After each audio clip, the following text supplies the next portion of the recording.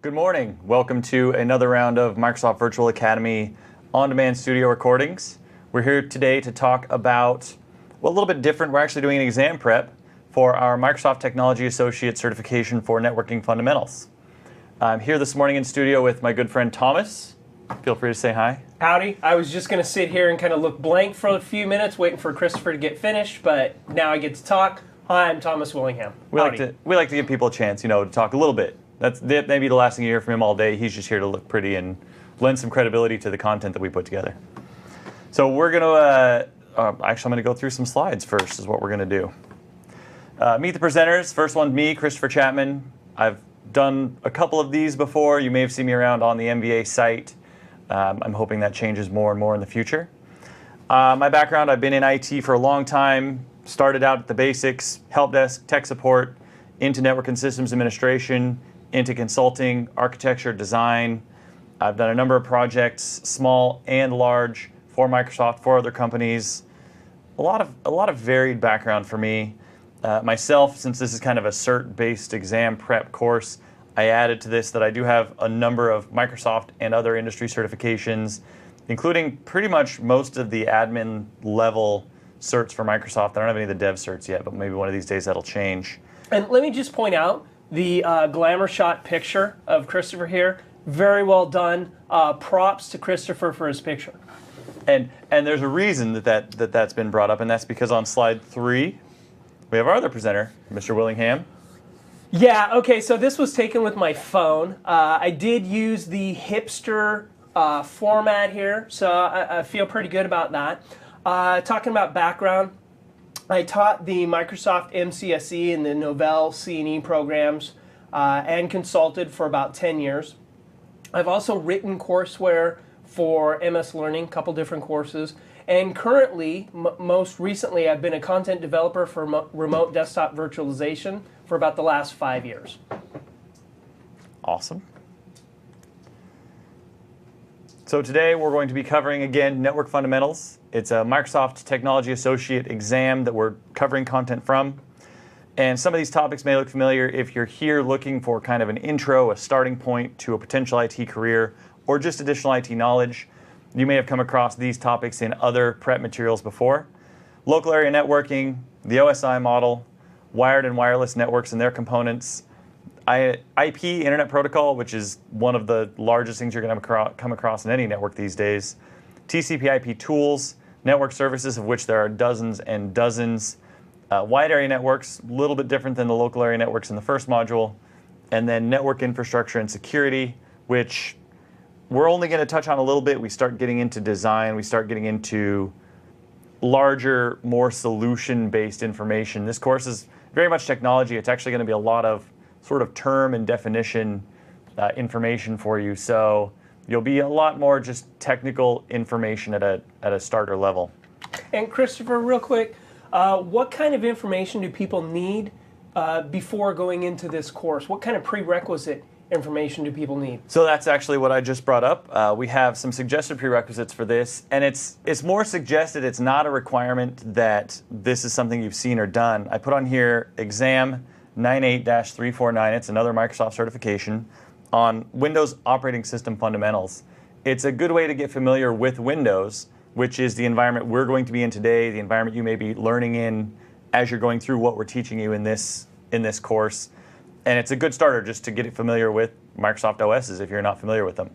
But if a student doesn't have any prerequisite knowledge, they'll be okay just diving into this course, correct? They should be, yeah. Okay, should good. be okay. You should. The things we're talking about here, if you're using something that's non-Microsoft, some of the tool names will be a little bit different, but you'll be able to use really any kind of search, any search tool to find out what the equivalent versions are in whatever operating system you might happen to be using. Our target audience we put on here, IT help desk staff interested in moving into network and systems administration. You may be working on desktops, you may be supporting desktops, and you may be wanting to get out of that. And it's not that that's a bad thing, but some people like to change over time. As well as anybody interested in learning more about networking essentials, or any other networking topics. So that is pretty much it for our introduction. We're going to take a minute, get ready for our first module. We'll be back in a couple of minutes to throw some content your way.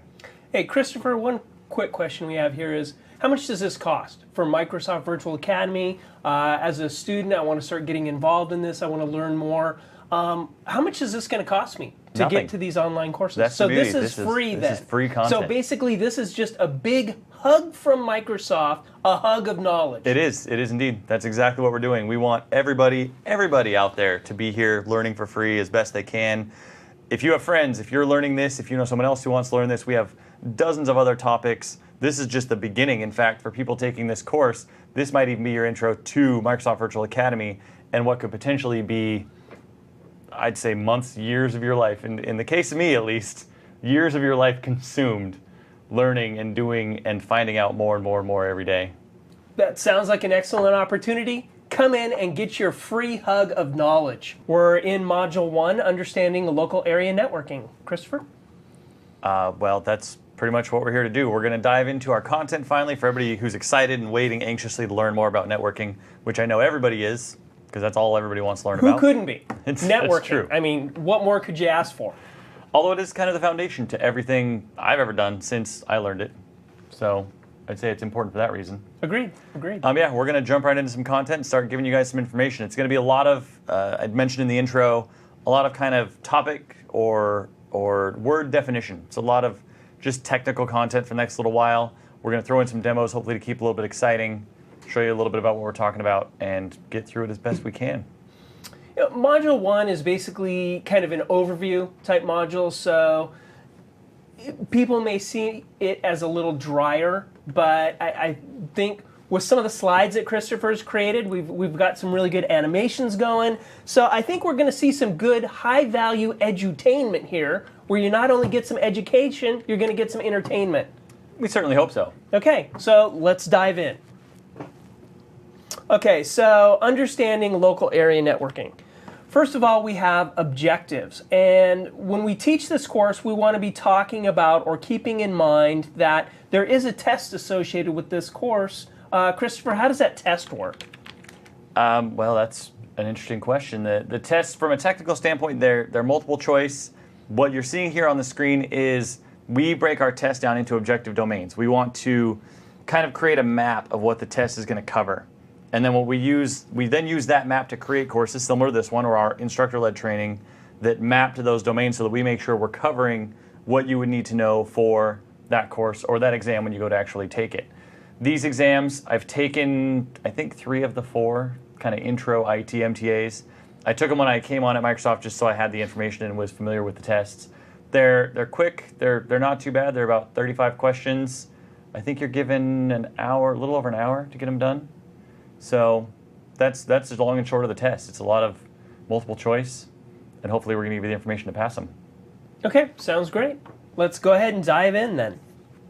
So our objectives for the first lesson here, the first module, are we're going to be talking about examining local area networks, devices, and data transfers. We're also going to talk about identifying network topologies and standards. So network components and terminology, let's see what we have here. We have data. Basically, this is a unit of information that's going to flow across a network. We have nodes. These are end devices that are on the network. Client. You basically have a client and a server. The hard and fast of it is a client requests services, a server fulfills services. That's pretty much it. Peer. Peer can perform either action. It can be a client or a server. And you'll find in a lot of these systems that a lot of these devices act as peers.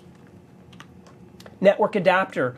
To gain access to the network and gain access to other devices, you need a network adapter of some kind to allow you to access the media.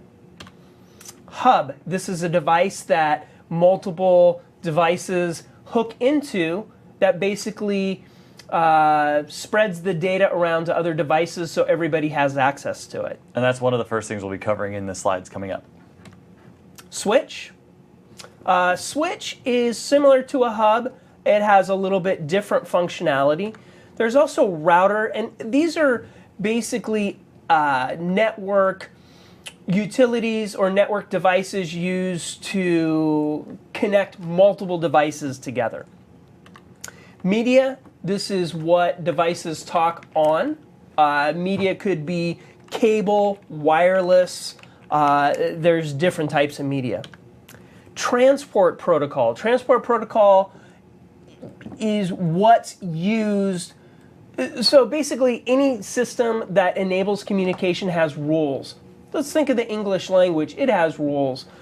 Christopher, you and I may have grown up in different parts of the country, but we're still able to communicate with each other because the English language has a basic set of rules. For networking, those are referred to as protocols or standards. And by using these protocols or standards, different devices are able to connect together and intercommunicate. And in some cases, different systems entirely, different vendors. Microsoft has an email server. 100 other companies out there have email servers, online email services. They can all still talk to each other. Exactly, exactly. And then finally, bandwidth. This is what you can actually use to transfer data across a network. What's available to you? Local area network. So basically the basic definition of what a local area network is. A local area network is a group of computers confined to a small geographic area, such as a single building. So this is the basic building block of what a network is. Yep. In some cases in my past, that would mean my dining room. There have been times where, when I started learning, I don't know how many other people in IT do this. I've heard some stories from some other people. You want to get used to networking, you want to get used to building networks, you want to get used to servers and the services they provide, which we're going to talk about later. So I've had times in my life where a dining room is full of 6, 7, 8 computers just stacked up in a corner somewhere. Nice and out of the way and quiet and not bugging anyone else in the house, of course, taking up any space at all. And that's essentially a LAN. It's a small geographic area, small room, computers connected to it. Okay, another kind of small example like that, it's game night. It's game night. You, 4 or 5 of your friends have all brought your computers over, have all brought their monitors over. And so if they all interconnect and use a hub, is that considered a network? That is a LAN. That is a LAN, exactly. Oh, perfect. Great. Okay. So basically a group of devices that share a common medium, such as cabled or wireless. And that one's, we'll get into some finer points. That one's a little tricky because technically a LAN can, in this particular instance, given that definition, a LAN can have both and still be considered a local area network. I can have a wireless device plugged in via a wire to a hub or a switch, which we're going to learn about. And that provides wireless access to computers that also have access to wired computers via that other device. So, yeah, same idea. So typically when we refer to local area network, we're referring to a smaller geography, so devices that are closer together as opposed to, I'll just throw out a term, a wide area network where things are more geographically dispersed, maybe buildings, countries. Yep. I'd say here, even in the building we're in right now, it's four floors. I'm not even sure we'd consider the building a local area network. It might be per floor a local area network.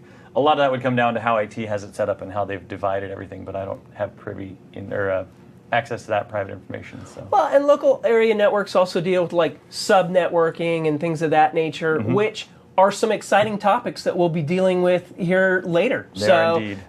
There's a hook right there. If you're thinking of, hey, I don't know if I should watch all of this, we're going to talk about sub-networking later. So if that doesn't hook you, I don't know what will. So let's go ahead and talk about the basic of a network. So networks are used to exchange data, and reasons for networks include sharing information, communicating, organizing data. So this is all kind of generic. Sharing information. What kind of information could we share, Christopher? Anything. Pictures, music, movies. On a LAN that we have licenses for, of course, we don't want to get into any gray area here. But really any information, documents. At work, where we're in a work environment, we share information all the time. We have shares where documents are stored. We have, not to get too far out of the idea of a LAN, but we have other services that provide sharing to other information elsewhere on the network as well. Well, and you and I shared information when we were creating this presentation. So as we were creating this presentation, basically what we did is we had a central area on the network that we would connect to. Christopher would work on the slides, I would work on the slides. So we would use this area to share information and organize information. And for the sake of a little cross promotion, one of the nice new things about some Microsoft software, we were able to share that information and not have to copy it locally because, well, Office lets us do co-authoring. So nice little plug for another product group. Yeah, and it was relatively seamless what we were doing. So as Christopher would work on the deck, I would receive a note that, hey, Christopher's working on the deck. I would save, it would bring his changes down. I could edit, save, it would push my changes up. Worked really nice. Yep. And then communication, basically email. So we use these tools on a day-to-day basis. Email, we stream video, we use tools, SkyDrive, Dropbox, tools of that nature, and we don't even think networking. And that's really the beauty of networking, is it should be seamless. It should just be something that we use, and a good network is seamless in that nature, where you just use it and there's not a problem with it. That's true. That's true. And hopefully people watching this video haven't had too many experiences to the contrary, although it is possible. Every once in a while, I've heard they go down. It turns out, although as soon as you say that in my head, I hear the thousands of times that I've heard people say, the network's down, the network's down, the network's down. The network probably isn't down most of the time, but there are things that can cause some issues from time to time. We might even talk about that later. Again, another hook. If that's not going to hook you, again, I don't know what will. Maybe we'll cause some. Maybe we'll break some stuff while we're here today. We can break stuff? Yeah, we can. I might have a hammer. That would be an interesting way to break a network. Network documentation. So network documentation basically helps describe, define, and explain physical and logical methods for connecting devices. Documentation phase. So as you're creating a network, there's different phases to it, a planning phase, a pilot phase. Actually, documentation phase is one of those. And that's where you basically sketch out what you think the network's going to look like. And then if you're thinking about tools, Microsoft Visio is an example of a tool that will do this. There are some tools that will even load up and go self-discover devices on your network, kind of pull it down into a Visio-style diagram, and then you can kind of note and arrange stuff as you'd like. Hub. Okay, as we were going through our terminology, we mentioned hub, and Christopher mentioned that we'd be talking about this later. So, Christopher, why don't you talk about hubs? Well, hubs, to be pretty simple, are really the simplest connecting device a network can have. We're assuming that we're not doing peer-to-peer connections. Most people don't do that. Hubs were one of the first devices used to connect computers together. They're very simple. It's a box you plug into. We're going to talk about cabling and network cards. You plug your computer into this box. It listens for activity going on the network. It hears something from a port where you've plugged in one computer. It then takes that information and sends it out to all the rest of the ports in the box. It's assuming that this computer is trying to talk to somebody. I'm going to take that information and send it out to everybody and see who's listening. Okay, so let's go ahead and take a look at the animation here that kind of demonstrates the functionality of a hub. So basically we have our devices here and we have our hub, and those lightning bolts represent data traveling or that could travel across the network. And basically what we have is we have this little dot here representing a packet. So this is a server or a device requesting information or sending information to another device. Yep. So notice what we have here. That unit of information goes to the hub. Now the hub doesn't pick what device it sends it to. It just broadcasts that information to all the other devices on the network. Yep. And if any of those devices don't need that information, they just ignore it. They still get it. They still hear it. They just pay no attention to it. Okay, so if I'm in a room talking to a group of people, but I'm talking specifically to Christopher, I'll use his name. I'll say, hey, Christopher. The other people in the room, although I'm loud, will hear my voice. They'll know that I'm talking directly to Christopher. Pretty much. It's a good analogy. Okay, so we have a hub. Now, a switch, on the other hand, is kind of a fancy hub. It's a smarter version of a hub, where a hub takes in information and then broadcasts that everywhere. A switch, on the other hand, is more selective about how it sends out information. How is it selective, Christopher? So Another thing that we'll talk about a little bit later is what's called a MAC address. It's an address assigned to the physical network port on a network card in a computer, on any computer. Every computer that has a network card, that network port has an address assigned to it. And we'll get into, there are actually multiple types of addresses assigned. What a switch does is it keeps track of which addresses from which devices are connected to it. So it's not that the ports on the switch have that address themselves, it's just that they know who's at the end of it. So when computer A sends me a piece of information, the switch is going to look at that information, kind of open it up a little bit, look at the header, the top of the file, and say, this is destined for a computer that has this MAC address, is what it's called. And we'll learn about that more. I know exactly which port that MAC address is connected to, so I'm just going to send it down that port. So basically what we have is, instead of that information being broadcast everywhere, it's broadcast to specific ports. So now our network's not flooded with basically all this noise or all this data being transferred everywhere. The information is basically sent along very specific paths. So let's take a look at the PowerPoint here.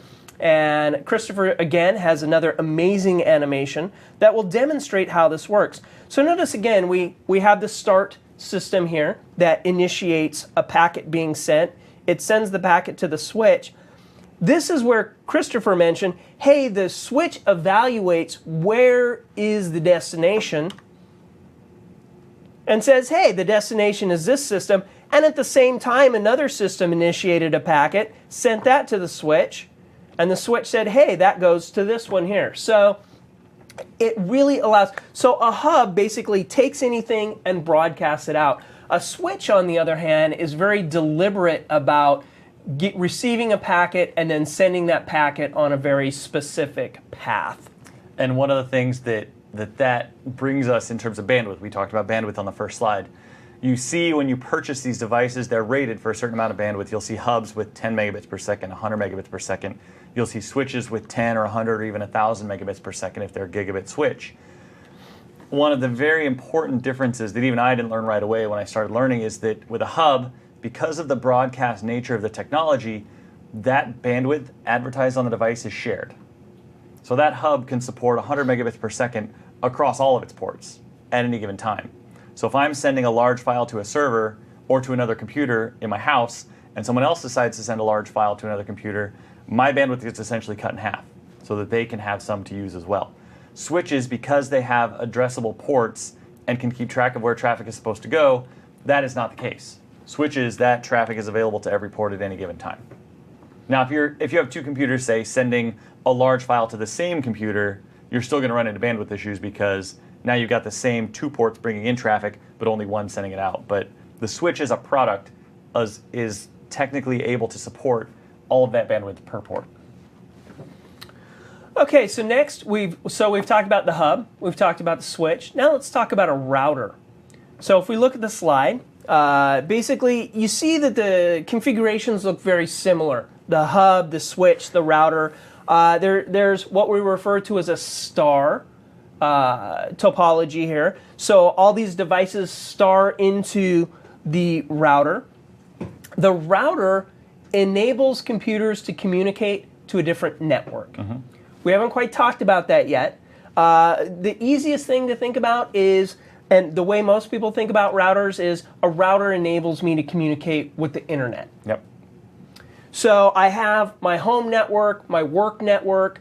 It has one LAN, one type of network on it. I use my router, and it enables me to connect to another network, at this point being the internet. It's the best example that we can come up with pretty much any time. Okay, so if we look at the graphic here, we see that the internet, that big huge cloud, and Christopher's using some very basic graphics here. So when you see a cloud like this, they're typically referring to the internet. When you see a device in the middle like this, that's typically referring to a hub, a switch, a router. The kind of block on the left, typically a server. The one on the right with the monitor and the block, the computer, is a computer, and then the basic one on the bottom is a laptop. So we talk about documenting your network. This is the type of icons that you'll use to document your network. Potentially, yeah. So we've talked about hubs, we've talked about switches, we've talked about routers. Now let's talk about how we get devices connected to a hub, a device, a router. So basically, how do we get connected to the network? Sounds about right. Okay. So we have a network adapter. I'm sure pretty much if anyone has looked at their computer, laptop, desktop, whatever, they've probably seen this type of port. For those of you that are a little bit older and are familiar with hard LAN telephones, I'm dating myself here. I just talked about a hard LAN telephone, a hardwired telephone. This looks like a hardwired telephone jack. I just think it's funny that we're talking about it in that context. For the older folk out there, you'll remember back when we had telephones. I know. Remember when we had wires? When we had to plug a phone into the wall with the cable. And you had to dial the phone.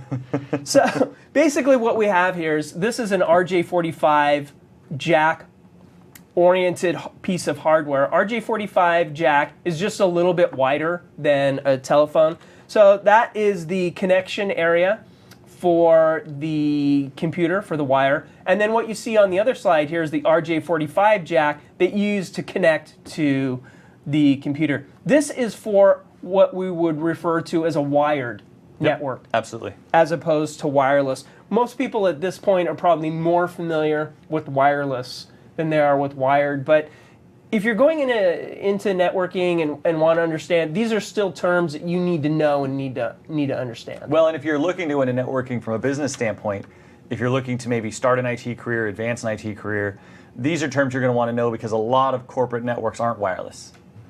They provide wireless. Here at Microsoft, we have wireless networks that I can connect the laptop to any time. But if I sit down in my office at my desktop or even with my laptop, I have a wire that I can plug into. And if you're responsible for managing, setting up, designing a network, wired is going to be a large part of what you're doing.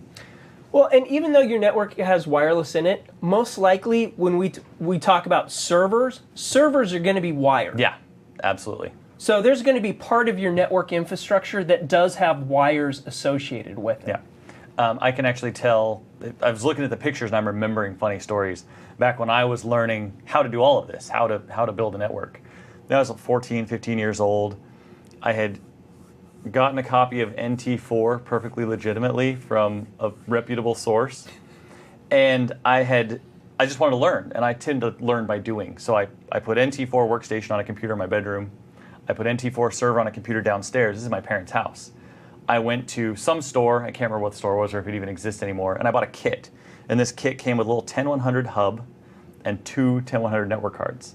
And I had to install the network cards in both of these computers, and I had to put the hub on the stairs, like on the 4th or 5th step of my parents' house, and then run cables up and down the stairs to my bedroom and to the family room, which my parents loved. They were thrilled.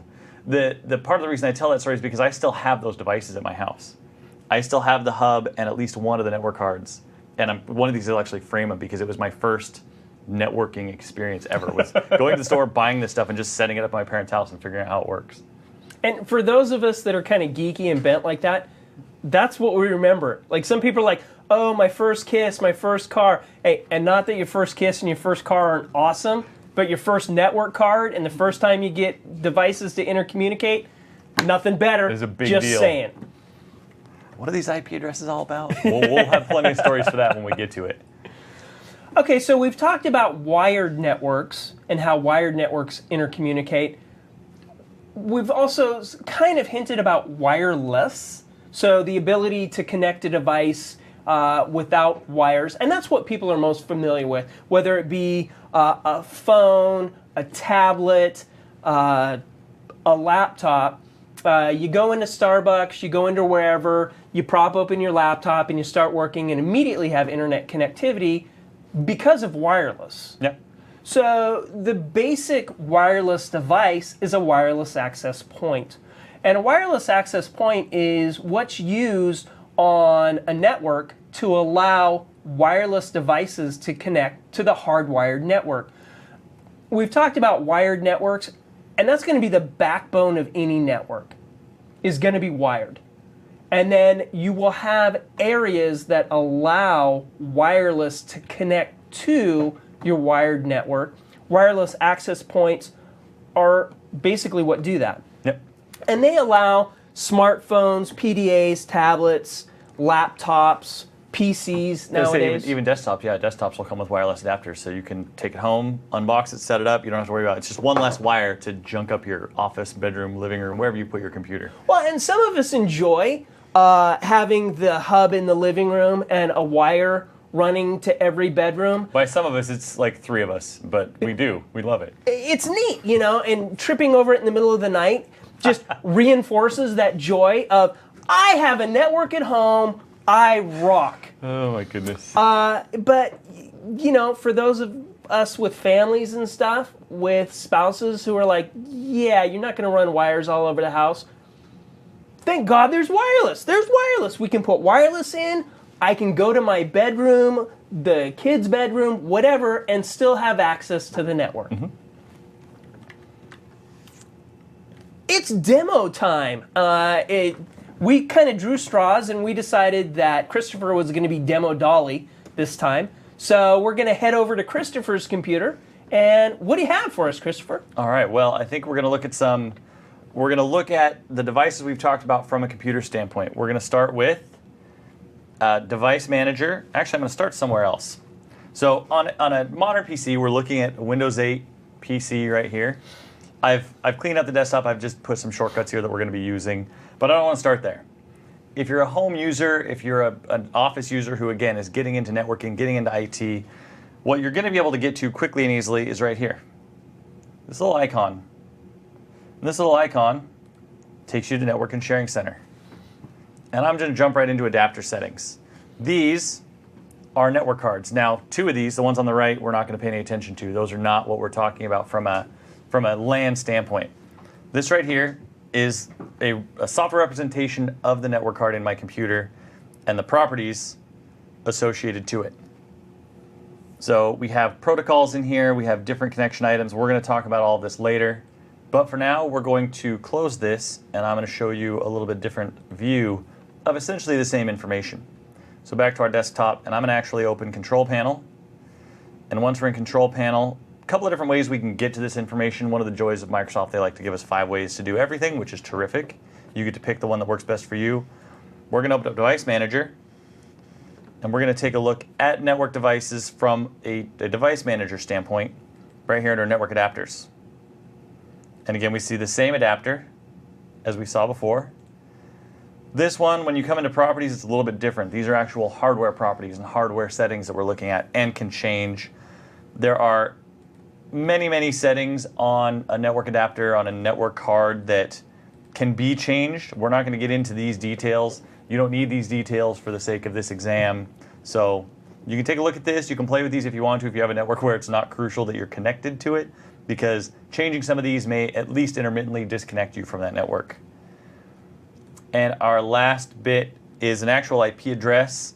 I'm going to look at this from, unfortunately, the way this computer's set up, I can't go into those property sheets to look at an IP address. I can do this. And I can do IP config, which is a tool we're going to learn more about later in much detail. And this gives me an IP address. 10.0.0.39 in this case is the IP address on this computer. Above that, you'll see an IPv6 address. We're going to talk about IPv6. We're actually going to talk about everything you're seeing, IP addresses, the IP protocol, the internet protocol, the different versions. All of this will be discussed in more detail later on in this content. I'm going to close that. We're going to hand this back off to Thomas. Okay, great.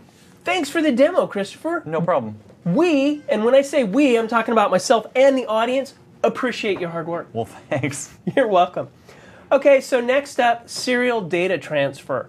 So how is information basically transferred, or a method of transferring data across the wire? One way is serial data transfer. And what this refers to is the transfer of information 1 bit at a time. Very similar to like a single lane highway. So as cars get on the single lane highway 1 at a time and go to their different destinations. On a network cable, the data travels in one specific direction in a single stream. So serial data transfer, there's also data transfer rates. So how fast can data be transferred across these different media? They define maximum bits per second, BPS, that can be transmitted over a network. Typically rated in bits using a lowercase b, for example, 10 or 100 megabits per second. The lowercase b differentiates this from the uppercase b. Uppercase b, bytes, typically hard drive and RAM. Bits, network communication, lowercase b. So to kind of bring a real world example to that, because this is something that people actually interact with and I'm not sure they realize it most of the time. When you go to your cable provider, your DSL provider, whoever's providing internet, say at your house or at your office, and you run speed tests, my internet's running slow, I need to go look at why it's running so slow. They're going to do data transfers to test that throughput. Those data transfers are going to be represented most of the time in bytes. So when I go to my provider and I run a speed test, it's going to show me a little meter with a little needle. That needle is going to show me bytes, megabytes per second.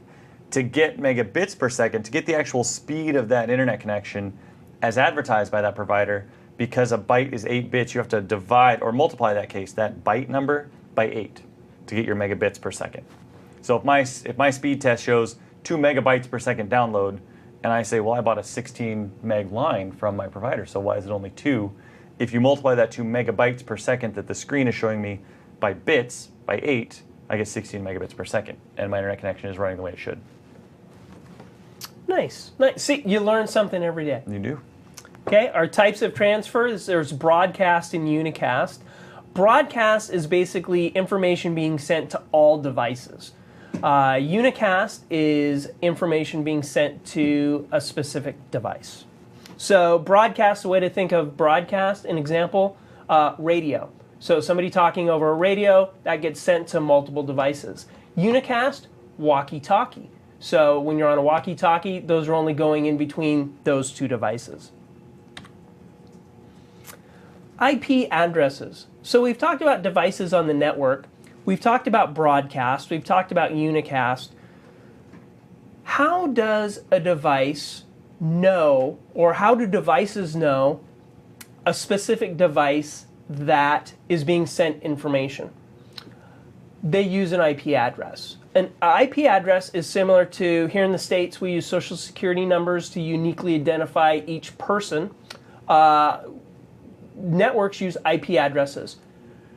Christopher talked about MAC addresses, media access control addresses. Those are the hardware addresses that are physically associated to the computer. IP addresses are addresses associated by the TCP/IP protocol associated to the MAC address. Again, this lets devices know who two devices are talking to. So when they say, hey, I'm talking to 192.128.1.1, they know, hey, 128 or 192.128.1.1 is this specific device, and it allows device intercommunication. Most devices connected to a network have an IP address, and devices that we might not even think about. Again, we go back to that list of wireless devices, a phone, a tablet, a PC, a laptop. These could all be a router, a switch. These could all be devices that have an IP address. Potentially, yeah. Again, they uniquely identify devices on the network. They give an example here, 192.168.1.1. And every IP address is broken down actually into two components, a network component and a host component. The network ID basically shows what network the system is on, and then the host ID says, hey, this specific device. And by what network the device is on, what do you mean by that? So you've talked about bandwidth, and we talked about local area networks. A local area network is, and one we've said it's a geographic area. So it's a geographic area that shares the same network ID. The same network ID, all devices on a network share the same network ID.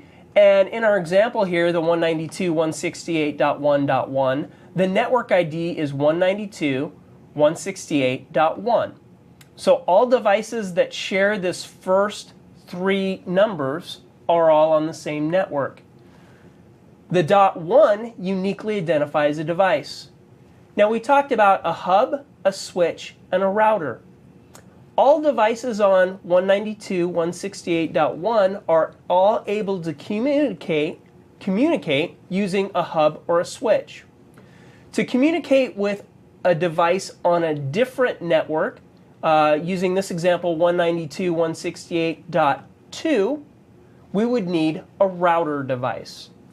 This allows us to basically create areas where we have bandwidth. So we're going to have these devices using this set of bandwidth in this network. Then we're going to have another network over here of a different group of devices that again share bandwidth. Then we can use a router to interconnect these two different networks.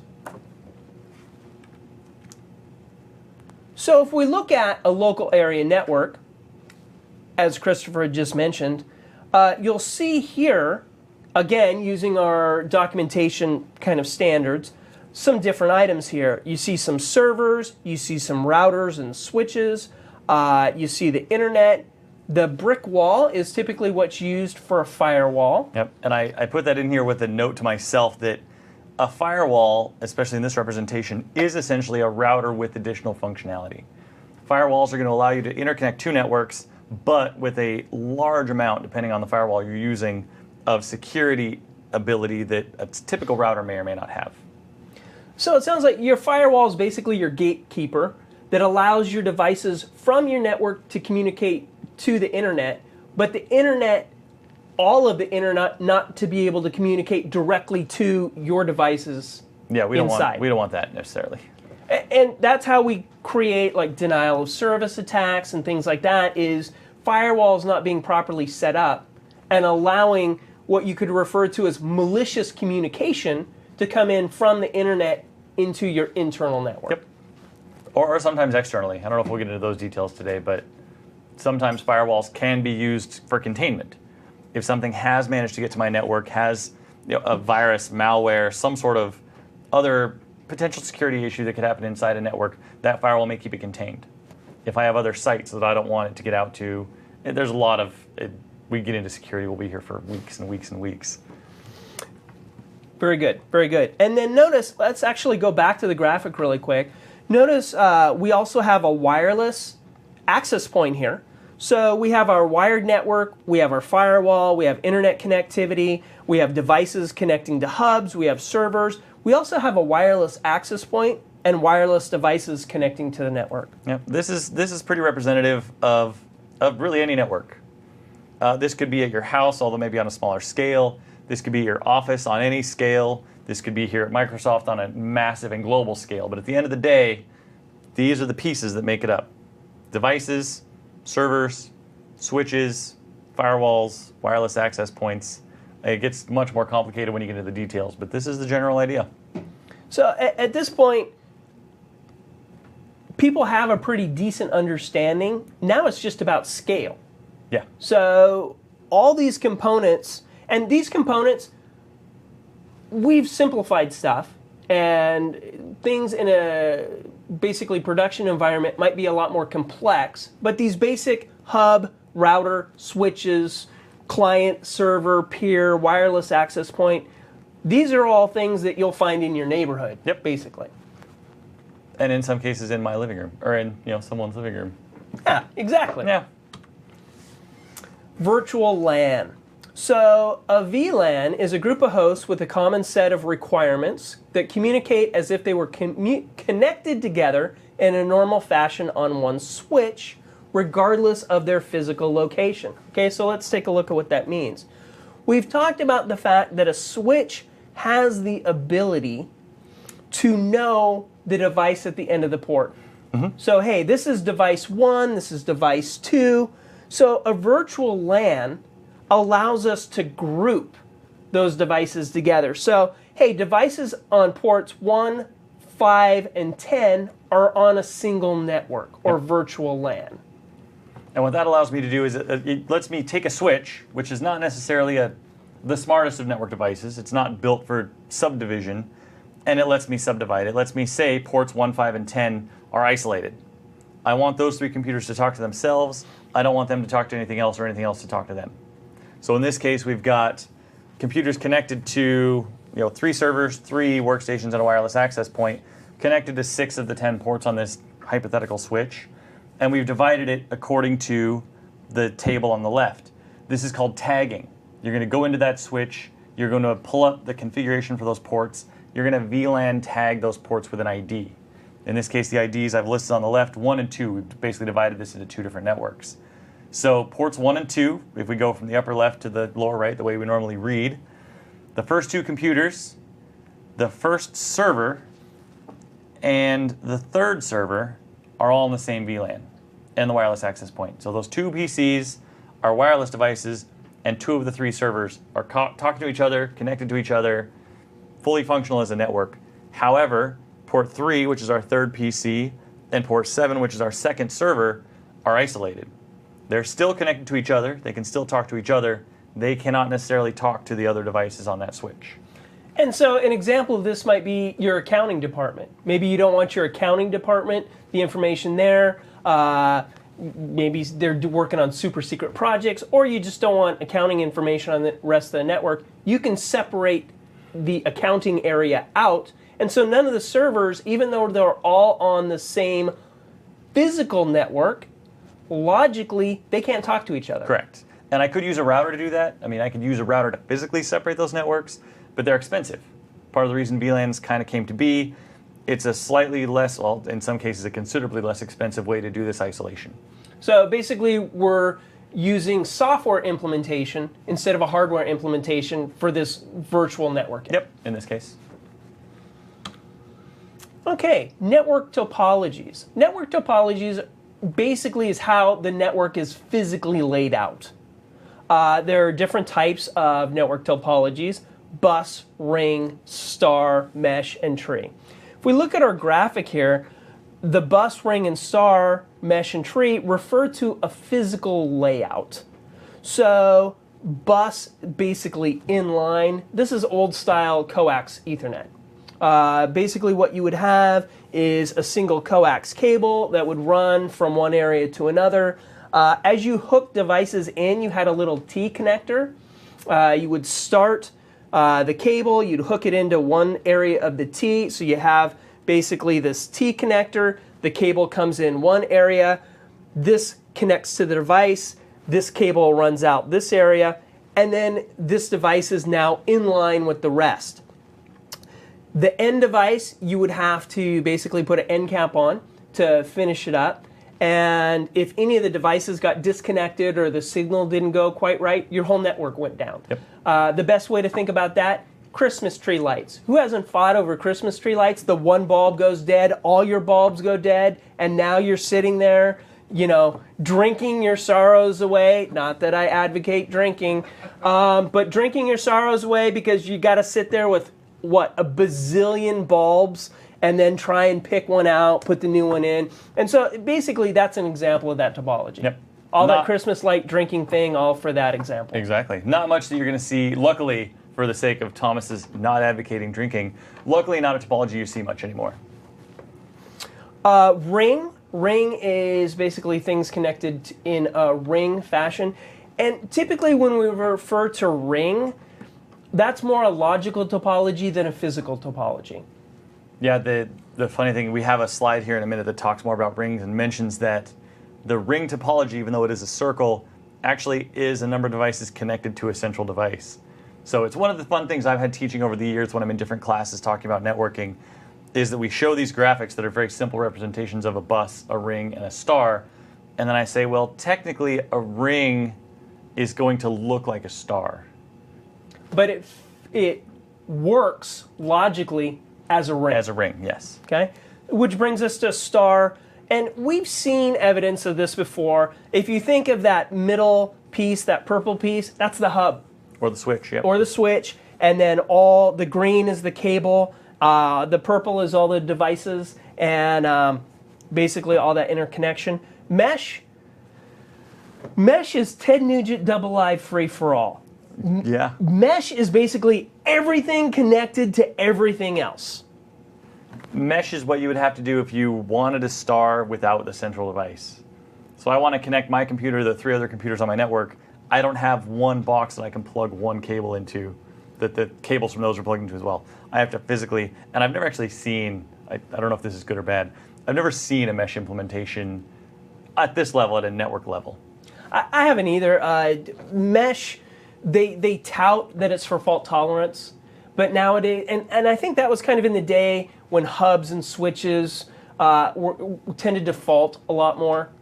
And I think now with hardware being the way it is, switches, hubs, routers being as decent as they are, we've kind of gone away from mesh. Well, you will still see mesh in some instances. The biggest thing I can think of right off the top of my head where you'll see a mesh topology is in fiber channel. If you're doing centralized shared storage, what's called a SAN, which we won't cover in this class, the connectivity to SANs in the back end in a server room, they tend to create a mesh topology. You're going to have multiple switches connected to a SAN. Those switches are going to connect to multiple servers, and in most cases, those servers will connect to both switches. The switches will both connect to the server or the SAN in the back end. It is a fault tolerance. It's exactly what it's for. It's to make sure that there's always a path between the storage and the server. So that's the best example I've seen mesh topologies in the world still today. You usually won't see it at the host level.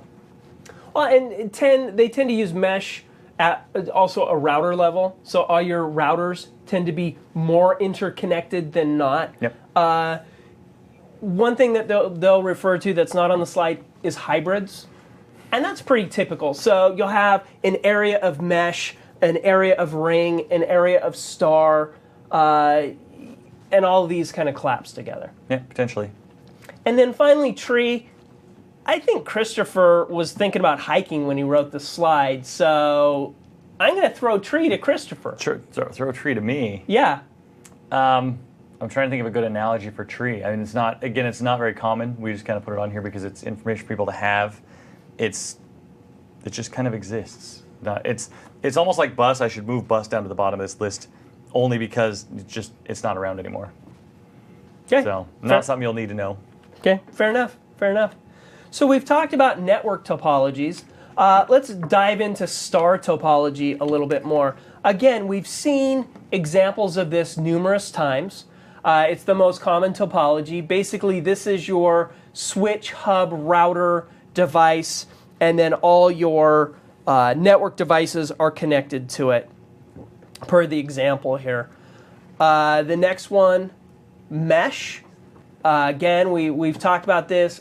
Not real world for computers. It's more like you said for SAN storage or routers but basically you see here that all systems are interconnected to every other system. A little expensive, that one. Well, and things that people don't think about is you need a network card and network port for each of these cables. So for everything that's incoming, you're going to need network cards, you're going to need cabling. So as Christopher said, this can be kind of expensive. So ring topology. As we mentioned earlier, although it logically functions as a ring, it physically works as a star. Token ring uses this. Fiber Distributed Data Interface, FDDI, uses this. But like I said, typically the physical layout is a star layout. Device is plugged into a central connecting point. Typically token ring uses a star topology, and actually next slide. Very fitting, yeah. Next slide. So token ring, the idea for token ring is you have the talking stick. If you don't have the talking stick, you don't get to talk. And in this case, the talking stick is a token that's passed around in an orderly fashion. And when a device receives the token, the you can talk token, if it needs to talk, then it puts information on the network. If it doesn't need to talk, it says, hey, I don't need to talk, and basically passes the token to the next designated device. And then the data passes the same way. So if I get the talking stick and I'm allowed to talk and I need to talk to computer 4 and I'm computer 1, I'm going to send data. That data is going to, very similar to what we talked about earlier with the hub, it's going to visit each device, and those devices are going to say, you're not for me. This is my data. Pass it on to the next one. Not the most efficient. And then finally, Ethernet. Ethernet is a physical topology. It's from the Institute of Electrical and Electronics Engineers, IEEE, and it's standard 802.3. So we talked about standards, the English language, protocols. This is the protocol or the standard that allows devices to physically connect to a network. It mentions that Ethernet is the de facto standard. There's multiple types of standards here. There's ones that have been voted in that a whole bunch of groups agree on and say, hey, we're going to make this the standard. There's also the de facto standard. So this is the standard that we've used forever, so we're just going to agree that this is what we're going to use. Yep.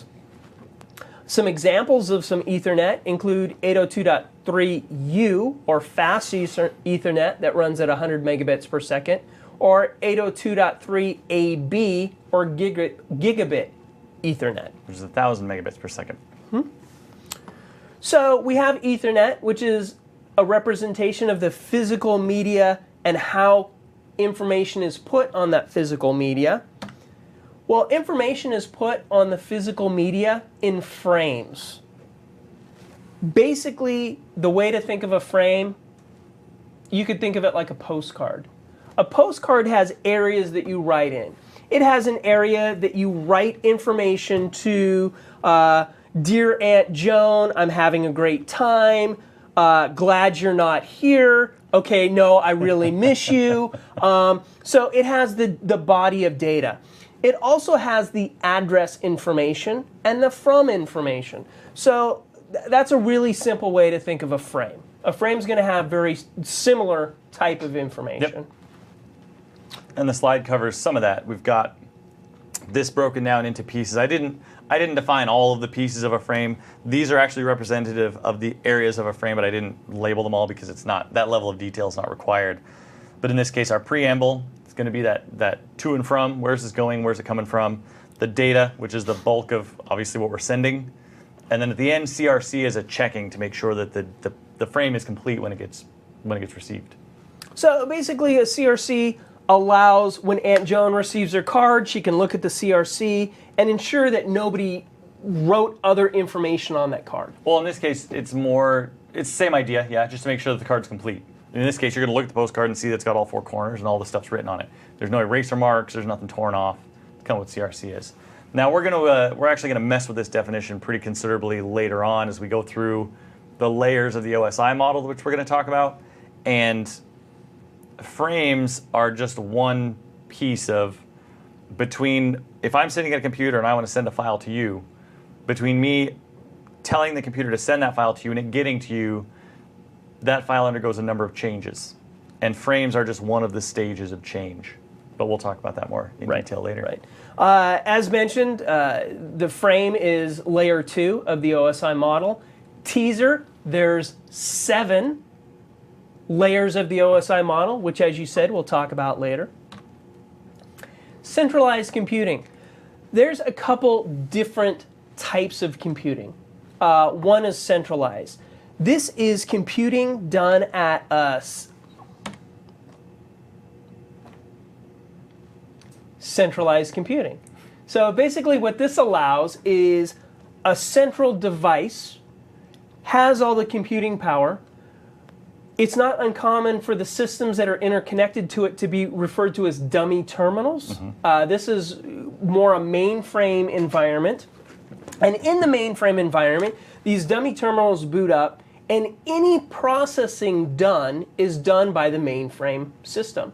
The dummy terminals typically have a keyboard and a monitor, and that's about it, at least in a mainframe environment. Like I said, they're referred to as dummy terminals, and these devices solely are keyboard and monitor. Well, and I think to myself, in my head, my first thought is, the people watching this video, go ask your parents what a green screen is, and they might be able to tell you. Oh yeah, exactly. Yeah, exactly. That's the first thing I get in my head when I talk about terminals. I talk about green screens back in the day. So, hurts me that I'm now the person saying, "Kids, go ask your parents." Go ask your parents about it. Oh, the old Weiss terminals. Yep, exactly. All the Weiss still has terminals. I'm not trying to say Weiss is no longer valid. Well, and there's a saying, and it holds true in IT very, very well, which is what was old is new again. So 25, 30 years ago, there were these dumb terminals, these green screens connected to mainframes. Nowadays, we have terminals, still Weiss terminals, or there are various different vendors that create these, what are called thin clients. It's a box that doesn't really have an operating system on it that connects you to a server that gives you a full, in this case, Windows operating system. We're not getting into those details. Remote desktop services is the overarching, which you can speak to at some point in the next couple of modules, is the overarching technology, but we're not going to cover that in this course much. Okay, fair enough. So after centralized computing, we have client-server model. In a client-server model, as I mentioned earlier, a client requests services, a server fulfills services. Server systems could be Windows Server 2008, Windows Server 2012. A client could be Windows 7. A server could also be Windows 7. Could be, technically. Yes. Yeah, and we'll actually talk about that next in peer-to-peer networking. In peer-to-peer networking, we've talked about a client, a device that requests services, a server, a device that fulfills services. In a peer-to-peer network, a device can function as either or. It can request services from another device, or it can fulfill services from another device. File sharing is an example of a peer-to-peer system. And in some small offices, they may find that a peer-to-peer network works okay for them. They don't need a centralized server to run their systems. Certain expenses related to that centralization. So if you've got 5 to 10 computers, it's a decision point, I guess you could say. Exactly. Yep. After peer-to-peer networking, distributed computing. Distributed computing is basically a hybrid type of environment. It includes both client-server and peer-to-peer networks. Every device has its own processing power. So now we're getting away from, say, dummy terminals, and we're getting more into, as you mentioned, thin clients. So each device has the ability to process its own information, but it may still request information from other devices. Yep. And in this case, distributed computing, when we say both client-server and peer-to-peer, we're at Microsoft. Microsoft is very much a client-server environment. We have servers, we have clients, but it doesn't stop me as a user from creating a folder, putting content in it, and sharing it out to the network for other users to access. I'm now making kind of a peer-to-peer connection on this very large client-server network.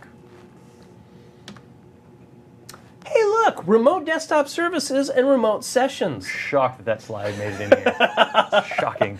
I think I put this back in here. As we mentioned, as Christopher mentioned earlier, everything old is new again. Centralized computing's made a comeback of sorts. Remote desktop services and remote sessions to computers are based off the centralized computing model.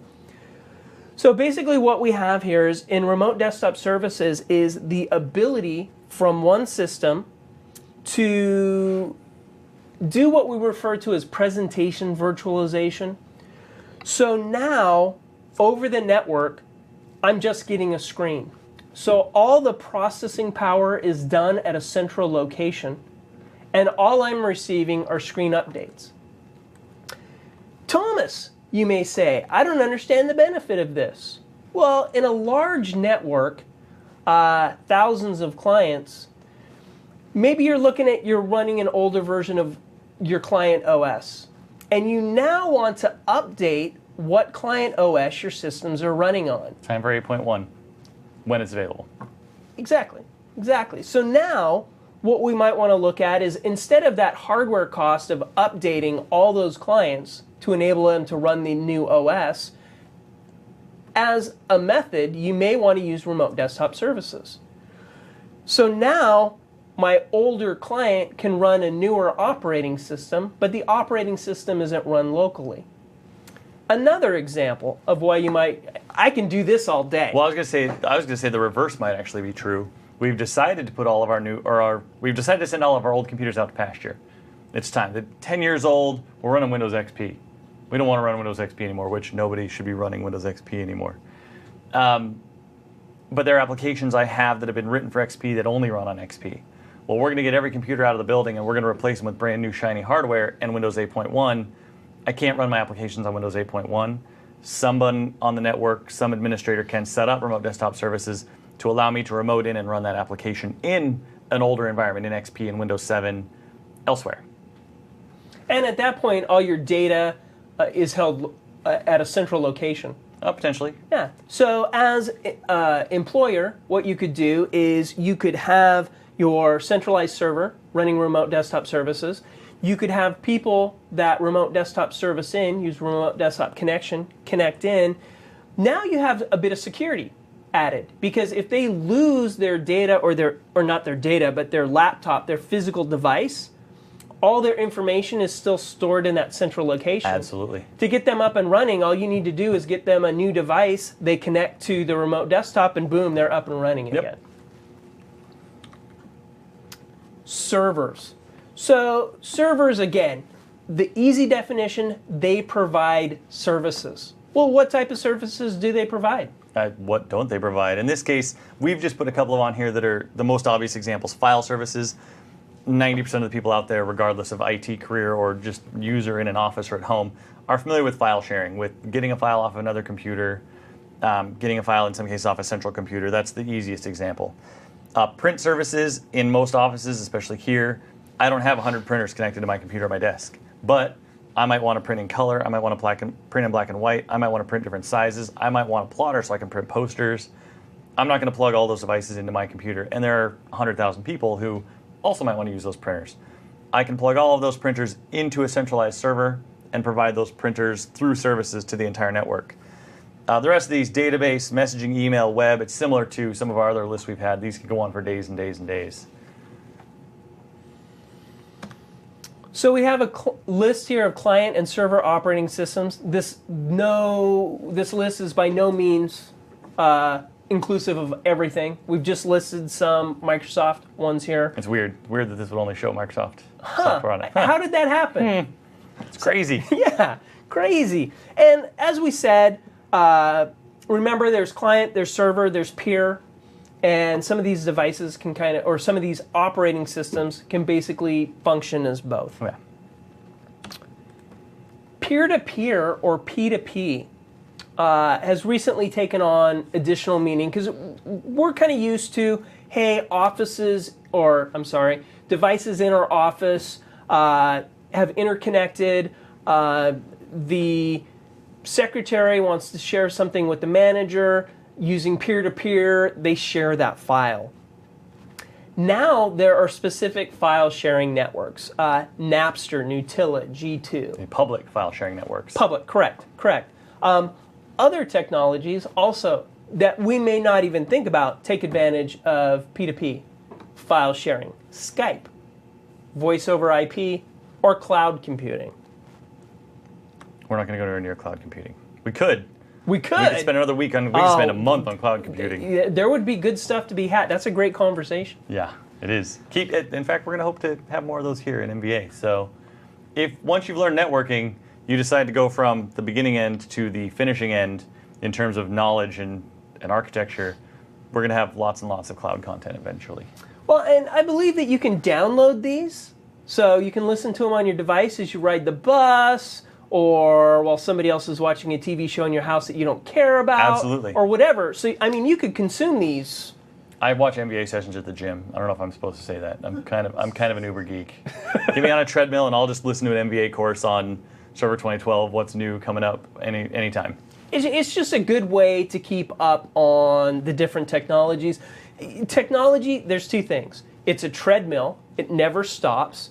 And it's a fire hose. Information comes at you at such a high rate of speed that, yeah. So think fire hose, think treadmill. But also, there's a lot of information to be had. As I've mentioned earlier, think hug, because we're going to give it to you in a really gentle, nice manner. And just make sure that you get the good stuff. Hopefully you think it's gentle and nice. We'll see how that, we get evaled on all this. So you can let us know. Okay.